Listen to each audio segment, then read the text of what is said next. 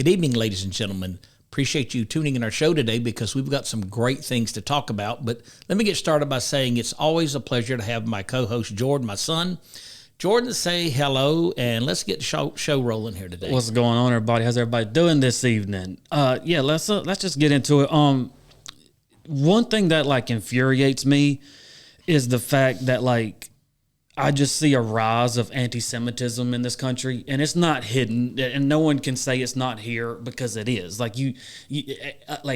Even Nick Fuentes, who is a very controversial figure in the country, especially on the right, because he did a show with Tucker Carlson, all this stuff. Well, now even Nick Fuentes is saying how anti-Semitic Tucker Carlson is, because it's all about hating the Jews. It's just all Tucker talks about, and Candace is just how bad Israel is. And it infuriates me because this is why. On October the 7th, 1,200 Israelis were killed. Women, children, pregnant women, all of this stuff, right? Israel has a population of under 10 million people. That's the size of North Carolina, pretty much, right? I believe North Carolina is right at 10 million, or a little under. So it's literally the size of one of our states in America. So we got 365 million people here in America.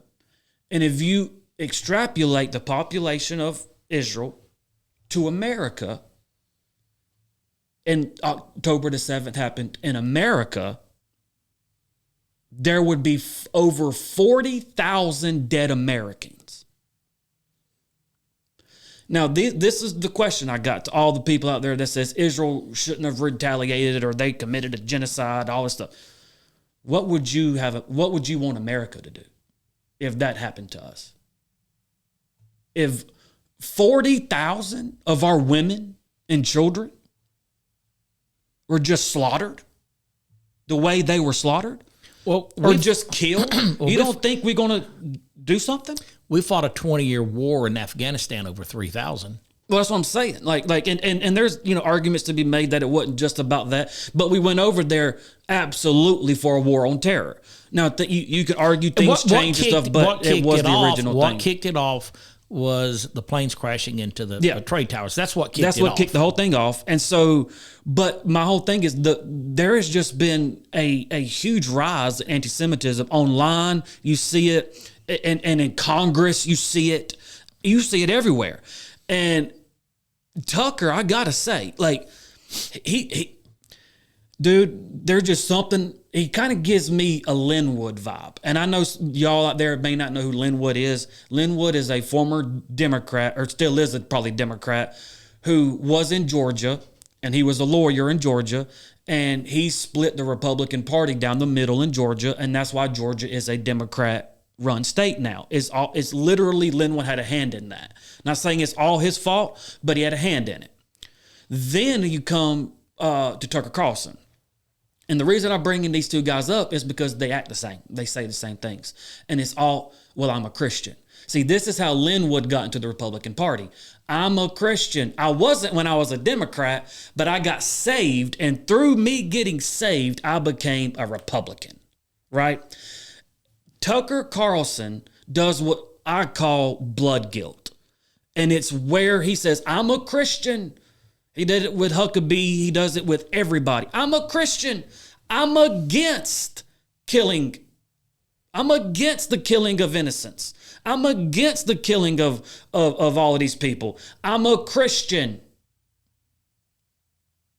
But then he gets on with the, let me make sure I get this right real fast. So he gets on with, let's see here. Where's right here? He gets on with, I'm going to try to say his name right. Saad Mashur, the chairman of Jordan National Bank, in early February of 2026, discussing Christian Muslim coexistence in Jordan. He also engaged in a contentious 2026 interview with Iranian President Mossad, whatever, regarding Middle East tensions. He's talked with numerous of people that are Islam, that are from the religion of Islam. And during these conversations, he actually says stuff like, yeah, well, Sharia law, wish it was in New York, right? Like New York would be better off with it. Like and he's saying these things and you're like, what, dude? And then he comes, well, I'm a Christian with Israel. I'm a Christian. I'm against the killings. I'm a Christian. I'm against the killings of innocents. But he doesn't say that to the people of Islam.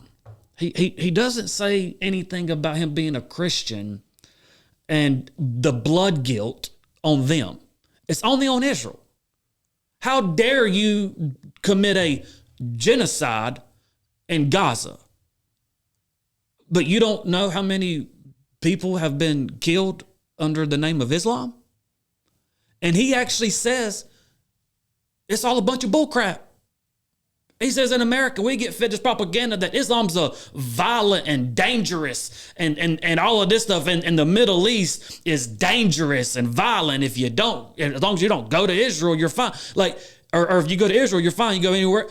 And I'm sitting here like, all of this has to do with hating Israel to the point where you are glazing these just crazy radical people, and you're actually saying, this is what's crazy. He actually says that like he feels more safe, that like he feels God.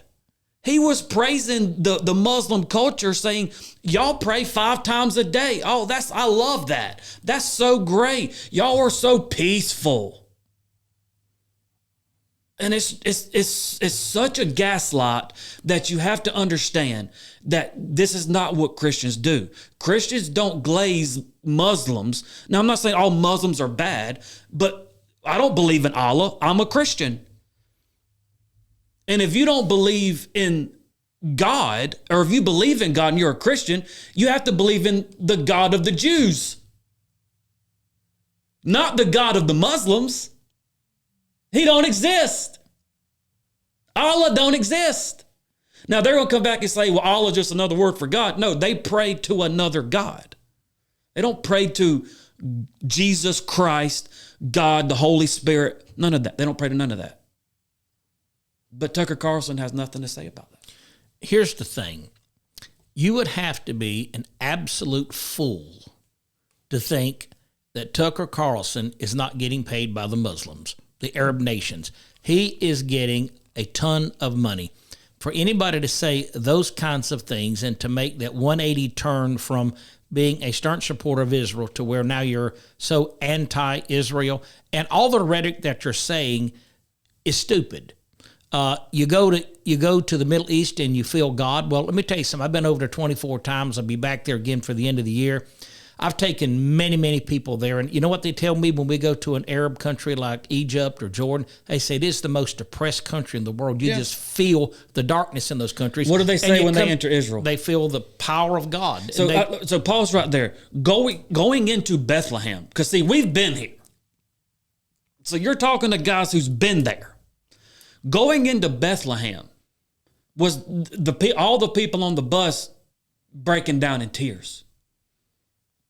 You can feel God.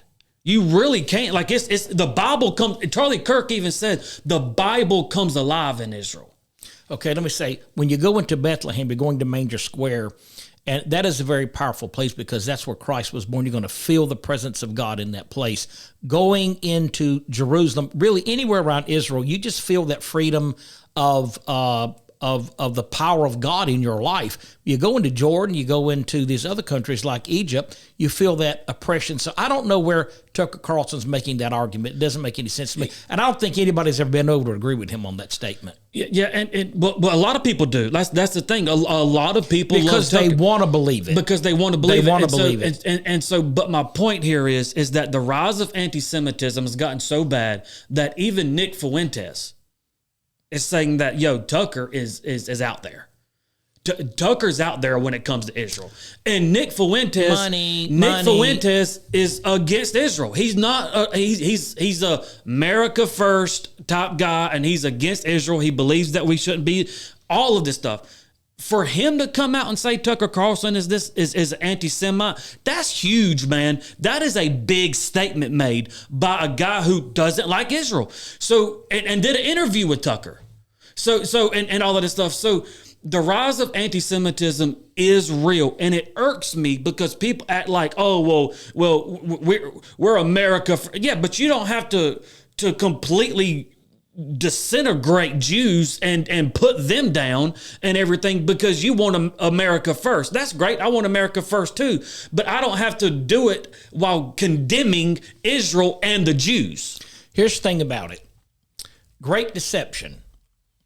Tucker Carlson is being laced with a lot of money. I think that will come out on him and Candace at some point. Well, Tucker always says, I'm not getting paid.